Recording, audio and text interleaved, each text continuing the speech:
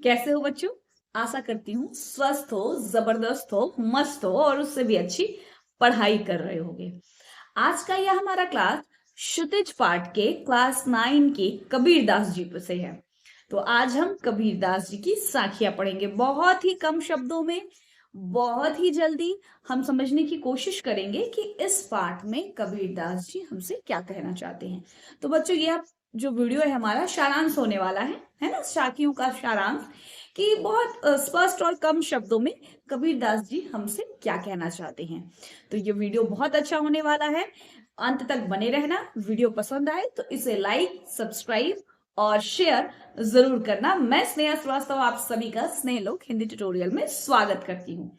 तो सबसे पहले हम अपने पाठ के सारांश को समझने की कोशिश करते हैं। नेक्स्ट वीडियो में हम कबीरदास जी के जो साखियां हैं इसका शब्द से शब्द तक का अर्थ समझेंगे और वो भी अर्थ समझेंगे जो वो हमसे अप्रत्यक्ष रूप से कहना चाहते हैं। प्रत्यक्ष रूप से तो समझेंगे ही, अप्रत्यक्ष रूप से भी बहुत अच्छे और स्पष्ट शब्दों में हम समझेंगे। तो बच्चों, आज बहुत ही आसानी से, बहुत ही कम शब्दों में हम समझते हैं कि ये हमारे पाठ में क्या है। तो प्रस्तुत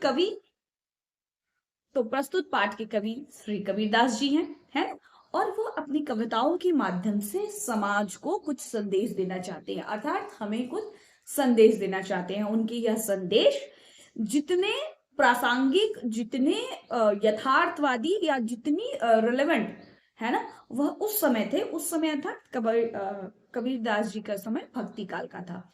तो वो उस समय जितने प्रासंगिक थे, जितने रिलेवेंट थे, उतने आज भी इस आधुनिक काल में भी हैं। उनके जो उनकी जो कविताएं हैं उतनी ही जीवंत हैं, उतनी ही सजीव जान पड़ती हैं जितना कि आज हमें महसूस होता है। पहली पंक्ति के माध्यम से वो क्या कह रहे हैं, वो बहुत ही स्पष्ट शब्दों में कह रहे हैं कि जैसे एक हंस जब मानसरोवर के सुंदर भरे हुए स्वच्छ जल में विचरण करता है ना, क्रीड़ा करता है, तब वो क्या करता है, वहां पे मुक्ता फल चूमता है और उसको वहां इतना आनंद आता है कि वह उससे अन्यत्र कहीं उड़कर जाना नहीं चाहता। ठीक उसी प्रकार मानव मन भी है, वो क्या करता है, इस जो माया रूपी संसार है ना, उसको इतना यथार्थ, इतना वास्तविक समझता है कि उसको छोड़कर कहीं अन्यत्र जाने की या अन्यत्र सोचने की, विचारने की कोशिश नहीं करता है। आते हैं दूसरे पद पे। दूसरे पद पे कबीरदास जी क्या कहना चाह रहे हैं कि वो कह रहे हैं कि प्रेमी ढूंढत मैं फिरूं, प्रेमी मिलाना कोई, अर्थात वह अपने ईश्वर को ढूंढ रहे हैं लेकिन उनको ईश्वर मिल नहीं रहे हैं। प्रेमी ढूंढत मैं फिरूं, प्रेमी मिलाना कोई, लेकिन उन्हें ईश्वर की प्राप्ति अभी हो नहीं रही है।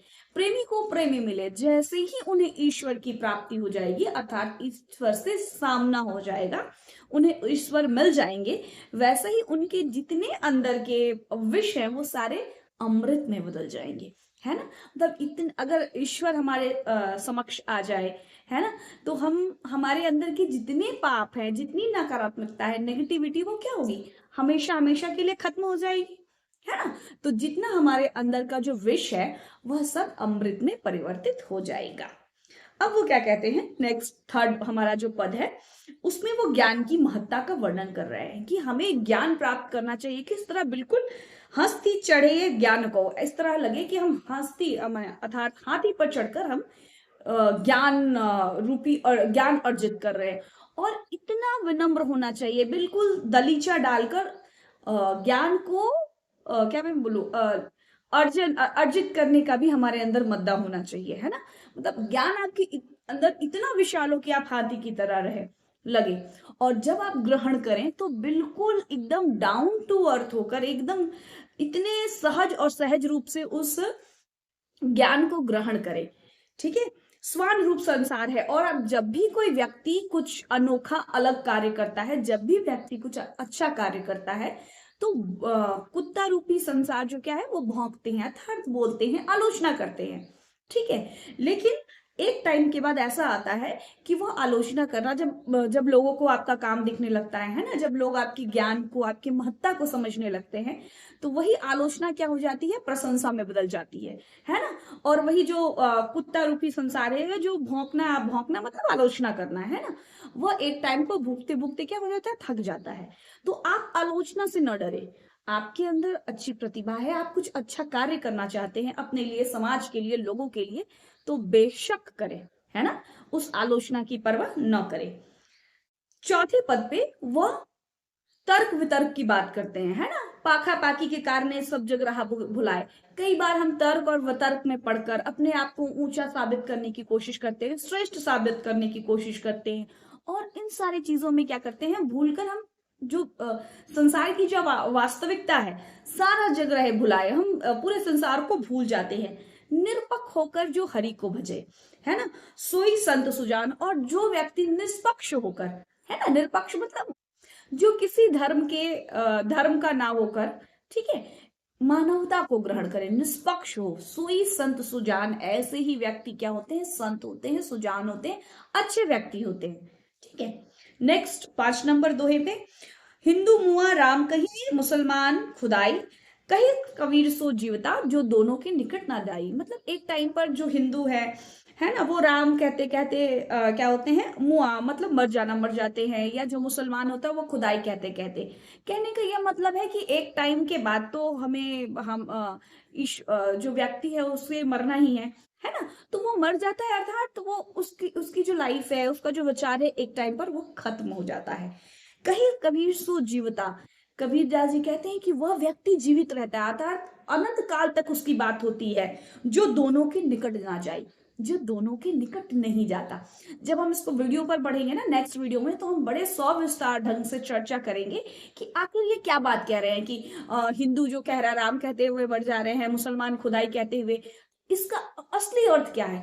इसका असली अर्थ क्या है ना, कि किसी धर्म में ना पढ़कर, सिर्फ राम या रहीम में ना पढ़कर, मानवता के लिए जो जीवित रहता है ना, जो मानवता पर अपना जीवन न्यौछावर करता है ना, अर्पण करता है, वही व्यक्ति जीता है अनंत काल तक। अनंत काल तक ऐसे व्यक्ति की चर्चा होती है, ये वो जो समाज में जीवंत रहता है। हमारे पास बहुत ऐसे उदाहरण हैं हमारे समाज में, है ना, जिनको हम धर्म जाति से परे देखते हैं। ठीक है, बहुत सुंदर से हम व्याख्या अपने नेक्स्ट वीडियो में जरूर करेंगे। काबा फिरी काशी भया, राम ही भया रहीम। अब यहाँ पे क्या कह रहे हैं, या ऐसे कह सकते हो, काबा ही काशी है या काशी ही काबा है, राम ही रहीम है या रहीम ही राम है। मोट चून मैदा भया, बैठा कबीरा जीव। जो मोटा चून होता है या मोटा जो अनाज होता है, आप उसको जब ज्यादा पीसते हो तो वो महीन रूप से क्या होता है, मैदा का आकार लेता है, रूप लेता है ना। और ये दोनों जो चीजें वो क्या आती हैं, खाने के काम आती हैं, है ना। बैठा कबीरा जीव, और ये दोनों क्या होता है, दोनों इंसान के पेट में ही जाती है। वैसे कहीं आप राम कहें, रहीम कहें, काबा कहें, काशी कहें, इन सब का मार्ग एक ही है, वो एक ही ब्रह्म की ओर जाता है। ठीक उसी प्रकार जैसे आटा या मैदा दोनों क्या है, अनाज है ना, दोनों खाने के काम में आते हैं, वैसे ही धर्म के कोई रूप हो, है ना, हिंदू मुस्लिम सिख ईसाई कोई भी हो, इन सब का मूल एक ही है, एक ही ब्रह्म है।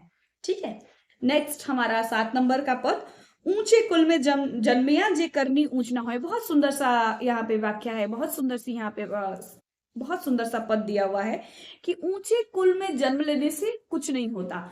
अगर हमारी जो करनी है, हमारा जो कर्म है, वही ऊंचा नहीं है, तो हमें ऊंचे कुल में जन्म लेने से ही हम व्यक्ति ऊंचा नहीं बन जाता।